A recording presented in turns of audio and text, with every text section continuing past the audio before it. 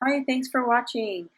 So this is a echinacea flower. That's the stamen that I'm doing in that yellow-green color, and then that is a brown color that bled into the yellow color.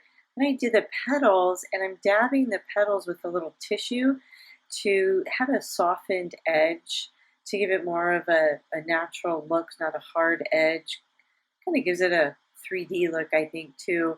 And I'm just going over it a few times, not too many, with a darker color so I don't get, again, the harsh edges and also that cauliflower effect.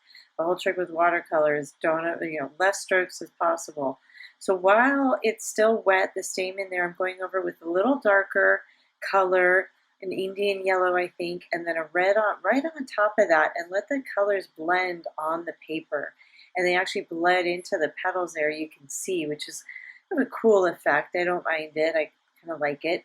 Then we get to the fun part, the mushroom, the toadstool mushroom. Again, I blotted with a tissue so you can have, so I have the highlight. So that's going to be where the sun is, where my light is coming from. Then I went in the pretty dark red and I blotted up the areas that I want to highlight from the sun. So I picked up a lot of color here, kind of more of a controlled technique for me. I like to pick it up where the brush is a little damp and you pick up the paint to expose the white of the paper.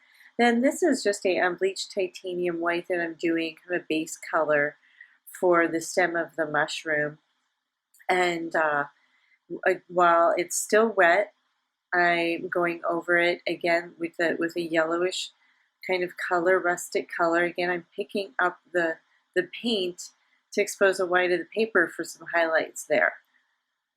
So now that we are back in focus here, going to go, so what I did was I bounced back and forth between the flower and the mushroom. So now that the first layer of the flower was dry, or Echinacea plant, I'm going to do my second layer, and you can see I'm going dramatically darker, and there's a little mistake there for you, and that's great. Tissue just blots it right up. So I'm kind of playing here. I'm looking for kind of a rustic effect. I wasn't really looking for kind of a super soft, I wanted kind of harsh edges here on the last few layers. So you can see I'm going pretty dark and with some pretty fine lines. That's why I wanted the first layer to be really light, because I knew I was going to go over kind of heavy with these dark layers and have some really detailed lines. Then I lightened it up the edges like it kind of would naturally be hitting the sun. Certain spots of the petals would be lighter than others.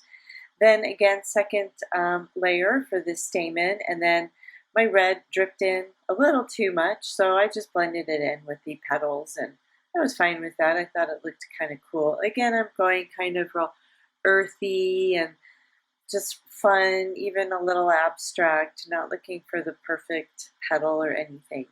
Just playing with the colors and the effects of whatever happens, happens.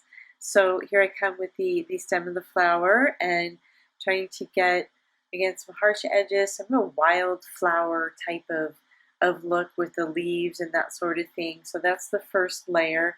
I do go over it later with some darker colors. So here we are in the second layer of the mushroom. So now the flower is drying, going over the second layer of the mushroom. And again, here I'm going a lot darker. And again, this was tricky because the mushroom part, the hood of the mushroom was creating a shadow. It was like a cast shadow, so I was really trying to work on getting that shadow just right underneath the top part of the little skirt there of the mushroom. So I had a little trouble on this. I don't know why I think I overdid it a little bit, so this is a good little lesson for who's ever watching. You know, what the lesson here is, my brush is too wet. The paper is wet and my brush is wetter than the paper. So that's why it kind of wasn't blending exactly how I wanted it. I should have just let it dry or dried it with my dryer and, gone back to it. So then you can see on the stem, I did the stem just a really light gray color underneath the skirt of the mushroom. And then here I go with a second layer on the top part here, the red color, the fun red color. And I'm being careful not to cover up my highlights there on the right side. I really want that to be like where the sun is hitting it and to have some contrast there. So I lifted up a little bit of red, and it's also drying and blending in together. So I'm pretty happy about that. It's looking pretty good. Getting some grass in there, and then now while the mushroom is drying, I'm going back to my flower, and now you can see I have my size 0 or 1 it's a rigger brush, and I'm getting some fine edges in there, again for that real wildflowery kind of a look I thought would be fun to do. And now that everything's all dry, I can go darker and get some shadows and some contrast colors in there to get some depth. And here I go with the darker greens. Again, get some shadows in there and not get too soft. I was enjoying kind of doing this fun wildflower look, like you just kind of walked right into a forest and you see these beautiful wildflowers and mushrooms right next to each other.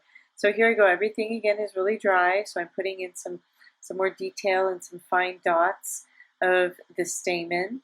And so you can see you really want to go darker with your watercolor because it really does dry pretty light unless you're using the pure pigment like right out of the tube. It's because it's watercolor, it's watered down a little bit, it is definitely going to dry lighter. So you always want to keep that in mind. So here is some white. Some of this is actually mostly pure white. I think it has a little bit with some gray color in there, or blue. I think it's like a really light blue. And I'm going pretty dark, but I know it's going to dry. I'm going to dry a little lighter. Then when it completely dries, I actually take some white gouache right from the tube, and I did a few white spots for that pop. And again, I'm doing my darks now to get my shadows and to get the contrast there. And again, that one was kind of fighting me a little bit, so I took a break from it. I think I signed it right here, letting it dry. Oh, I did the stem. Getting that done, getting the shadows of the stem done here. And adding a little green because it's picking up the green from the grass. So this little green makes a great little shadow. You still want to stick to the colors of the stem and the shadow of the little skirt there. So I'm sticking to the same colors, but just adding some of the complementary color to get maybe a shadow, so it's not so harsh and it blends easily. And here I go again, adding some more shadows here. I finally went a little dark, well, a lot darker, and I definitely like that better. And this is pretty much what not to do. Fight with it. Got to just kind of let it be. And I should have let it dry and then messed with it a little bit more, but I think I was just being impatient. That's how it is. Lessons learned. So here I signed it, took a break from it, and then I went back to it, and it's dried, and then I added some more highlights deep, and I was finally pretty happy with this final layer. Thank goodness, because it was driving me nuts. So here is the final result. Thank you so much for watching. If you'd like to see the full real-time video, please go to patreon.com. Thank you.